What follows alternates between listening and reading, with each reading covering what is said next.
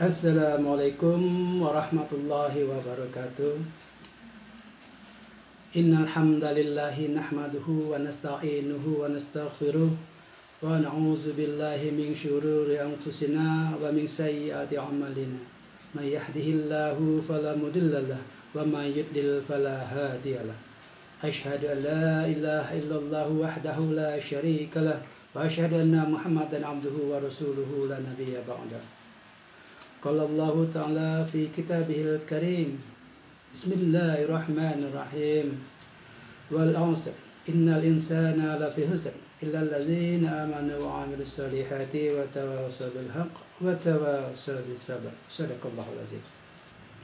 Oke, alhamdulillah para sahabat terindah semua, dimanapun kita berada, semoga Allah Subhanahu wa Ta'ala selalu memberikan kita yang terbaik untuk kita, kesehatan lahir wal batinnya, kebahagiaan lahir wal batinnya, kesejahteraan lahir wal batinnya, dan insya Allah kita semua diberikan Allah Subhanahu wa Ta'ala umur yang panjang, umur untuk beribadah kepada Allah Subhanahu wa Ta'ala. Amin ya rabbal alamin. Tak kurang-kurangnya di sini saya selalu mengingatkan kepada kita semua untuk senantiasa menyampaikan salam beserta salawat kita ke junjungan kita Nabi besar Muhammad sallallahu alaihi wasallam dengan mengucapkan Allahumma shalli ala sayyidina Muhammad wa ala ali sayyidina Muhammad. Semoga nanti kita semua di yaumil qiyamah akan mendapatkan syafaat dari Rasulullah sallallahu alaihi wasallam dan berada bersama beliau di Jannatul Firdausnya Allah Subhanahu wa Ta'ala. Amin ya rabbal alamin. Para sahabatku terindah semuanya, pada video kali ini tadi saya telah mengucapkan wal 'asri innal insana lafi khusr illa alladzina amanu wa 'amilus sholihat wa tawassaw bil haqqi wa tawassaw bis sabr. Sebuah ayat Al-Qur'an yang berisikan tentang perintah bahwa di antara kita sebagai sesama manusia untuk saling mengingatkan atas segala kebaikan-kebaikan, atas segala kesalahan-kesalahan yang untuk kita ingatkan agar tidak berbuat salah lagi di kemudian harinya. Nasihat-nasihat ini merupakan ciri khas daripada kita umat Islam pada umumnya dan bangsa Indonesia pada khususnya lagi. Dan sebagaimana biasa kita pada channel terindah kali ini, pada kesempatan kali ini kita akan membahas tentang elektabilitas bakal calon wakil presiden. Lagi saya menyatakan di sini bahwa video kali ini merupakan video ulasan tentang elektabilitas bakal calon wakil presiden tahun 2024 yang diambil atau saya mengambil dari survei Litbang Kompas yang dilakukan untuk periode Oktober tahun 2022, dan juga akan mengulas juga tentang elektabilitas Cawapres yang juga dilakukan oleh lembaga survei Parameter Politik Indonesia. Jadi video ini merupakan ulasan daripada survei yang telah dilakukan oleh lembaga survei tingkat nasional, dan insya Allah mengenai data yang disampaikan ini oleh kedua lembaga survei ini sangat valid. Dan tetapi yang paling kita utamakan adalah ulasan nanti yang akan saya sampaikan di sini. Semoga bisa menjadi pertimbangan bagi kita semua bangsa Indonesia yang akan nanti memilih para calon presiden dan wakil presiden pada perhelatan tahun 2024 nanti. Oke, para sahabatku semua, kita akan coba bahas di sini yang pertama, yaitu elektabilitas bakal calon wakil presiden tahun 2024 periode Oktober 2022 yang dilakukan oleh Litbang Kompas. Di sini para calon wakil presiden sejumlah 5 orang menempati urutan pertama, yaitu Ridwan Kamil dengan memperoleh 11,5%. Kemudian Sandiaga Uno memperoleh 10,6%, diikuti oleh Anies Baswedan 9,3%, terus ada Ganjar Pranowo 7,3%, dan kemudian ada Agus Yudhoyono 6,6%.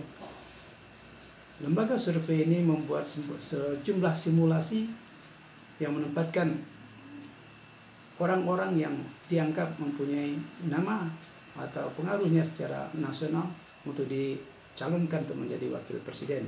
Di sini kita dari survei ini kita bisa melihat bahwa Ridwan Kamil mempunyai posisi yang tertinggi daripada 11,5% jika dia dicalonkan untuk menjadi calon wakil presiden. Begitupun selanjutnya Sandiaga Uno 10,6%. Menteri pada pemerintahan kabinet Jokowi periode kedua ini adalah membuat namanya juga semakin tenar. Selain pada pemilu 2019 dia juga mencalonkan diri untuk jadi wakil presiden. Kemudian kenapa Anies Baswedan dan Ganjar Pranowo di sini menempati posisi jauh di bawah jauh di bawah Sandiaga Uno dan juga jauh berada di bawah Ridwan Kamil? Karena sepertinya di sini kita bisa membaca bahwa keinginan daripada masyarakat itu Anies dan Ganjar itu lebih proporsional jika dia dicalonkan untuk menjadi calon presiden pada pemilu 2024 nanti.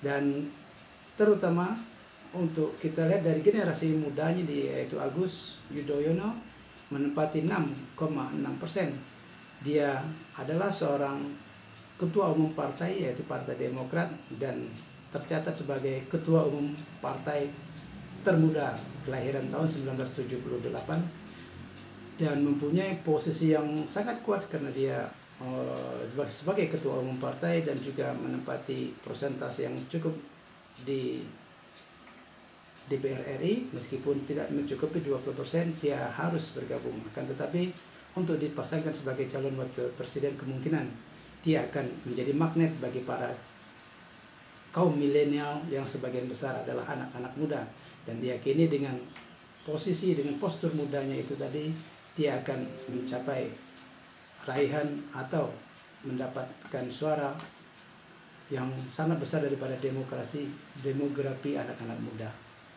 Kan tetapi ini baru pada survei yang dilakukan oleh Litbang Kompas menempatkan AHY pada 6,6% sebagai calon wakil presiden. Kita lanjut pada elektabilitas bakal capres dan cawapres tahun 2024. Survei Litbang Kompas di sini menempatkan atau memasangkan capres dan cawapres simulasi yang sangat menegangkan, simulasi yang sangat panas, dan mungkin juga masih tetap akan terjadi simulasi-simulasi lain. Dan pada survei ini Litbang Kompas memasangkan antara Prabowo dan Anies Baswedan, di mana Prabowo sebagai presiden dan Anies Baswedan sebagai wakil presidennya memperoleh suara 13,3%. Dan jika Ganjar Pranowo sebagai presiden kemudian wakilnya adalah Ridwan Kamil memperoleh suara 13,9%. Dan jika Anies sebagai presiden kemudian Sandiaga Uno menjadi wakil presidennya akan mendapatkan porsi 14,3%. Dari angka-angka yang seperti ini bisa mungkin kita lihat bahwa pasangan Anies dan Sandiaga Uno lebih berpeluang besar untuk menjadi calon wakil presiden dan wakil presidennya pada pemilu 2024 nanti. Kan tetapi ini masih survei yang tidak hanya tergantung daripada angka-angka saja survei ini.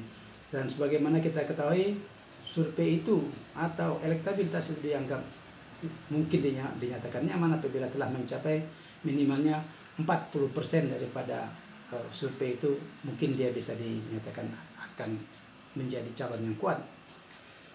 Dan untuk karakteristiknya mungkin kita tidak hanya cukup daripada kuantitas saja. Tentu kualitas daripada masing-masing calon ini memang harus benar-benar kita pertimbangkan, karena kita sebagai anak bangsa harus saling mengingatkan untuk jangan sampai salah memilih para calon pemimpin kita di masa depan nanti. Karena hitungan angka-angka kuantitas saja itu tidak memenuhi kriteria secara umum atau secara valid, kan tetapi kita juga harus menentukan kualitas daripada masing-masing kandidat nantinya.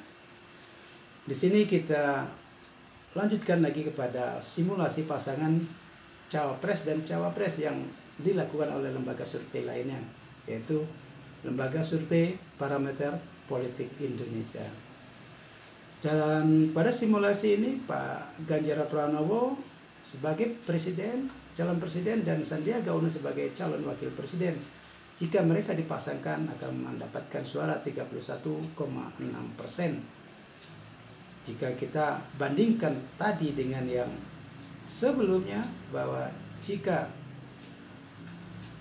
Prabowo dipasangkan oleh Anies Baswedan hanya menempati 13,3% menurut Litbang Kompas. Tetapi menurut survei daripada Lembaga Survei Parameter Politik Indonesia ini, Ganjar dan Sandiaga bisa memperoleh suara 31,6%. Kemudian apabila Anies Baswedan dipasangkan dengan AHY, maka akan mendapatkan dukungan suara 30,5%. Dan ini bisa kita mantapkan lagi bahwa yang disimulasikan di sini hanya coba-coba daripada lembaga survei saja, mana yang paling cocok, dan mungkin nanti di perhelatan 24 Februari 2024 pada pemilu nanti kita akan lihat mana yang menjadi pemenangnya.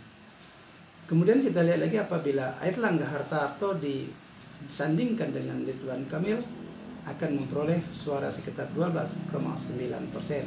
Dan ini merupakan pasangan yang juga masih dicoba-coba oleh para lembaga survei. Kemudian ada juga lembaga-lembaga survei yang lain memposisikan calon-calon lainnya dengan simulasi-simulasi yang terus berbeda-beda, dengan harapan nanti akan mendapatkan suatu pasangan yang valid, yang memang benar-benar diinginkan oleh rakyat. Tetapi dari hasil survei ini kita bisa melihat bahwa ada 25%, jadi masih terlalu besar para responden daripada survei ini yang tidak menentukan pilihan. Artinya 25% ini dia belum mau menyatakan pilihannya. Dan juga kita lihat di sini baik survei yang dilakukan oleh Litbang Kompas maupun survei yang dilakukan oleh Parameter Politik Indonesia ini lagi-lagi belum mencapai 40% daripada survei yang dilakukan tersebut. Apabila mungkin pasangan Ganjar Pranowo dan Sandiaga Uno mencapai 40% saja, itu mungkin partai-partai politik akan melirik kepada pasangan ini. Atau sebaliknya, ketika Anies Baswedan dipasangkan oleh AHY minimalnya mencapai 40% daripada survei tersebut, mungkin para calon-calon pendukung daripada partai politik akan rame-rame pun ikut mendukung pasangan ini. Begitupun selanjutnya apabila Airlangga Hartarto dan Ridwan Kamil dalam sebuah polling, dalam sebuah survei mencapai 40% saja minimalnya, tentu akan menjadi nilai lebih daripada kandidat-kandidat yang coba-coba dipasangkan oleh para lembaga survei tersebut. Dan tentu kita berharap yang undecided ini tidak melebihi daripada 5% kalau bisa. Tetapi lagi-lagi ini masih dalam status survei para sahabat terindah, untuk perlu kita sama-sama pertimbangkan. Kemudian simulasi yang selanjutnya kita lihat apabila simulasinya ditempatkan adalah Ganjar Pranowo dan Erick Thohir, dia akan memperoleh 30,2%. Ini sama lembaga survei yang sama, yaitu Parameter Politik Indonesia. Ketika Ganjar Pranowo dipasangkan oleh Erick Thohir, dia mencapai hanya 30,2%. Berarti dia akan lebih cocok ketika bertemu Ganjar Pranowo dan Sandiaga Uno karena ada 31,6%. Kemudian apabila kita melihat Prabowo Subianto dipasangkan dengan Airlangga Hartarto, mendapatkan porsi 27,1%, kan juga masih sangat jauh daripada harapan. Ketika kita melihat di sini pada survei sebelumnya malah Pak Prabowo tidak dipasangkan oleh siapa-siapa di sana. Kemudian kita lihat di sini apabila Anies Baswedan dipasangkan oleh Puan Maharani, dia mencapai angka 22,2%. Ini artinya adalah bahwa lagi-lagi masing-masing kandidat ini belum menunjukkan ketertarikan yang sangat luar biasa untuk memperoleh suara terbanyak. Meskipun dari sini kita lihat Ganjar lebih tinggi daripada Prabowo dan Prabowo lebih tinggi daripada Anies, akan tetapi belum lagi-lagi mencapai 40%.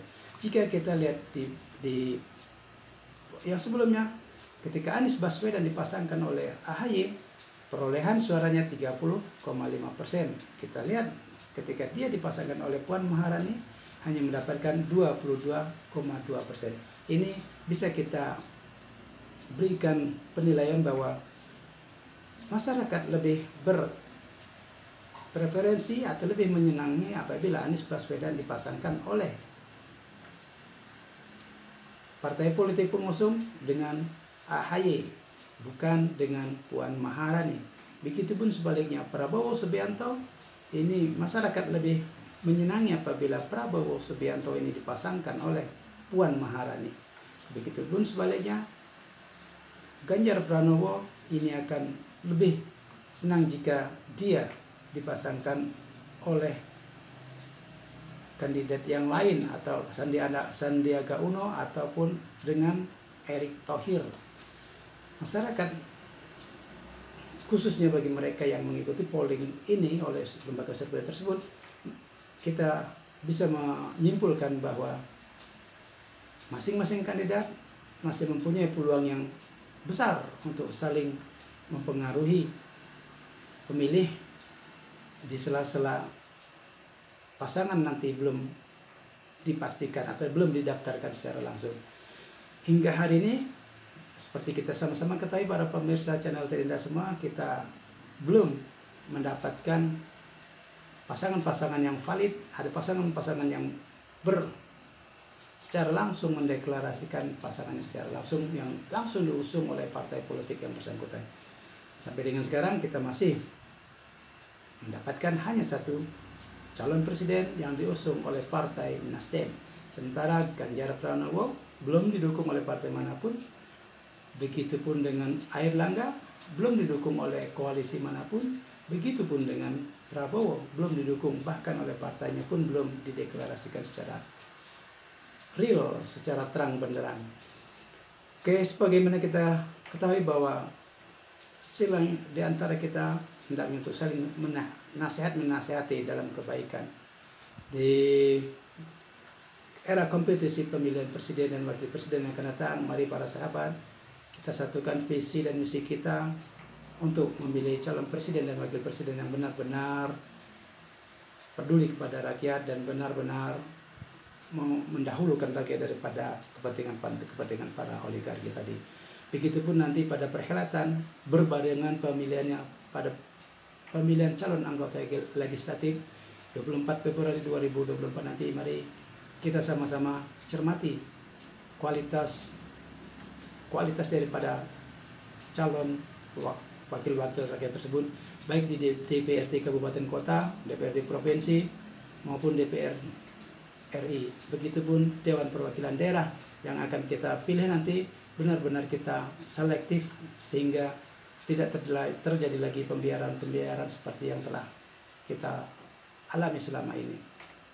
Sekali lagi, jangan pilih calon-calon wakil rakyat yang senang menebar pesona dengan menebarkan pundi-pundi keuangan, dengan menebarkan dana-dana segar, dengan menebarkan bantuan-bantuan segala macamnya itu, yang dikenal dengan berjuang, singkatan daripada beri, beras, baju, dan uang. Artinya semua kita fasilitasi. Jangan kita pilih kandidat yang memamerkan kekayaannya agar kita memilih mereka. Dan begitupun sebaliknya rakyat Indonesia, keteledoran kita selama ini, ketika caleg-caleg itu datang, kita senang untuk menodong mereka dengan meminta segala macam bantuan, dengan meminta segala macam fasilitas agar memilih mereka. Yakinlah, ada dusta ketika kita memilih, ketika kita meminta sesuatu daripada kandidat-kandidat tersebut. pasti kita tidak akan bisa memilih mereka semuanya. Dan bisa diyakini kalau rakyat dipimpin oleh ketua RT-nya meminta sesuatu dari para kandidat, yakin bukan hanya 1-2 kandidat yang dipintainya, kan tetapi ada puluhan, bahkan ada ratusan kandidat yang datang di RT yang sama dan semuanya dijanjikan suara oleh RT yang sama. Dan yakinlah itulah akar daripada korupsi di negeri ini. Korupsi itu dimulai dari bawah. Yakin kita takkan mungkin cempedak itu berbuah nangka. Takkan mungkin koruptor itu akan tumbuh di negerinya para malaikat. Koruptor pasti tumbuh di suatu negeri, yang dimana negeri itu juga terdiri daripada koruptor-koruptor kelas kecil. Tapi sangat bermanfaat. Kelas kecil itu adalah rakyat. Jangan rakyat yang menjadi koruptor di kelas paling bawah tersebut. Karena rakyat adalah akar daripada sebuah negeri ini. Jika akarnya sudah koruptor, pasti mustahil kita akan mendapatkan pemimpin-pemimpin yang bersih. Dia pasti akan tumbuh sebagai koruptor juga. Karena kita bibitnya, lahannya, dan semuanya adalah koruptor, pasti akan tumbuh benih koruptor lainnya. Mari para sahabat, para pendengar channel Terindah semuanya, saya melalui channel Terindah ini mengajak kita semua untuk benar-benar berdemokrasi. Pilihlah yang bersih, lihat visi misinya, lihat pendekatannya kepada masyarakat, dan kita pilih calon-calon perwakilan rakyat tersebut atau calon-calon pemimpin tersebut dengan penuh keikhlasan yang tinggi tanpa meminta sesuatu dari mereka. Dan juga para kandidat jangan menawarkan sesuatu kepada mereka, karena yakinlah pasti Anda nanti di belakang itu akan mencari keuntungan yang lebih daripada apa yang Anda keluarkan. Nauzubillah, semua nauzubillah. Mari kita stop koruptor pada tahapan calon anggota legislatif maupun calon presiden dan wakil presiden, dan nanti diikuti juga oleh pemilihan kepala daerah.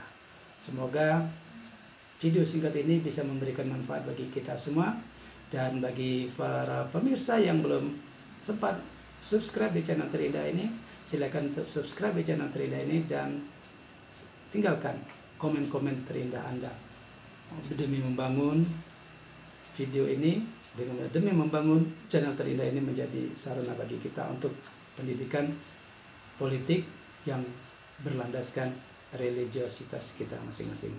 Demikian, billahi taufiq wal hidayah. Wassalamualaikum warahmatullahi wabarakatuh. Thank you for watching.